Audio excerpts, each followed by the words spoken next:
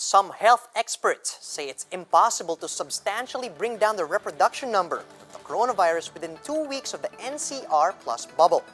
To help us understand this issue, we are bringing back on the line OCTA Research team member, Professor Guido David. Good afternoon, Professor. Let's start with the reproduction number. Yes, thank you for joining us, Professor. Let's start with the reproduction number of COVID-19 right now at 2.1. Should alarm bells be ringing at this point?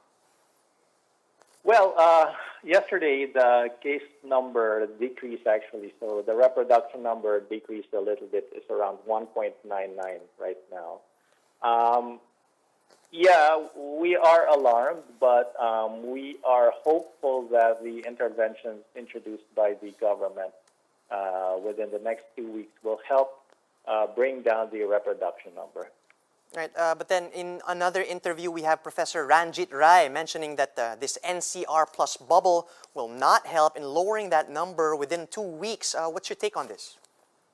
Actually, it was probably misquoted or something. Our position is that it will help reduce the reproduction number, but it will not reverse the trend, or it is not likely to reverse the trend after 2 weeks. So that's what we are saying. What we're saying is that it will be difficult to get to a downward trend in NCR plus after 2 weeks. We're not saying it's impossible, but we're just saying it's not likely based on history, because last year in July to August, when we went to MECQ, it took us 4 weeks to bring down the reproduction number from 1.7 to less than 1. So right now we're thinking that, based on history, it would take at least 4 weeks to reduce the reproduction number from 2 to less than 1. It may take longer, but we're not saying it's impossible to do it in 2 weeks, but it's just not very likely. All right, thanks for clarifying that, Professor.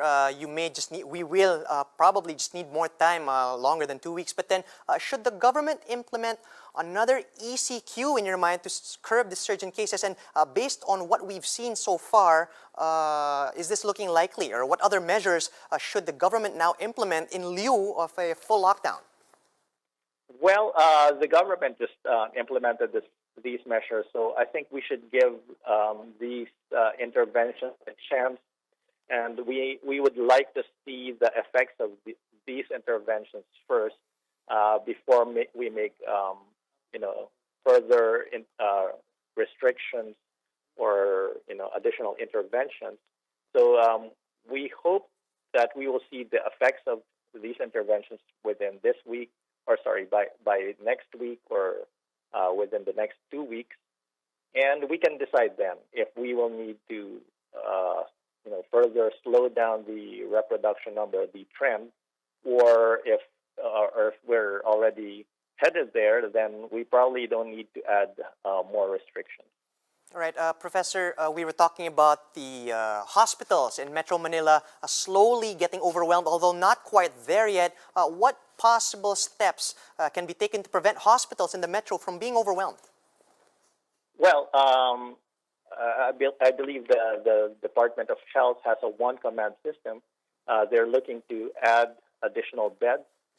We can also perhaps try to convert some hospital beds or ICUs from non-COVID to COVID beds.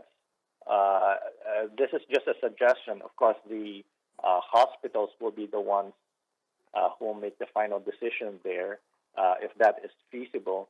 Because right now, hospital beds and ICUs for COVID are already at or close to 70%.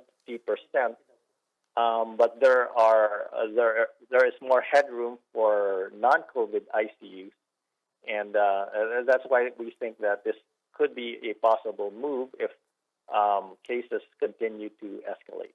Right. So I suppose for now we just have to wait and see. And then one other thing, Professor, that hit made the headlines today was this little tiff between authorities of the Catholic Church and, of course, the authorities of the government. Do you agree with the government's order to suspend all physical religious activities in the Metro?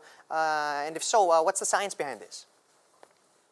Well, what the government is trying to do is to reduce mobility and to, reduce interaction of people in public areas.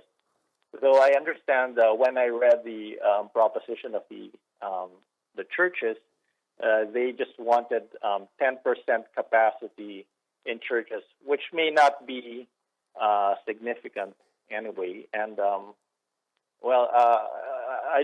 I never want to bet against the church because we had a holiday, we had Simbang Gabi, we had Translation, and we did not have a surge during those periods.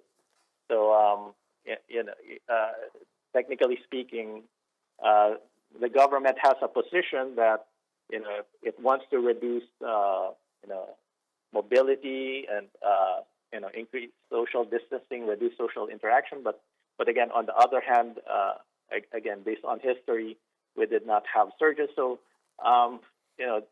of course, this is a decision between the government and the churches. But I think they should at least have a conversation about it.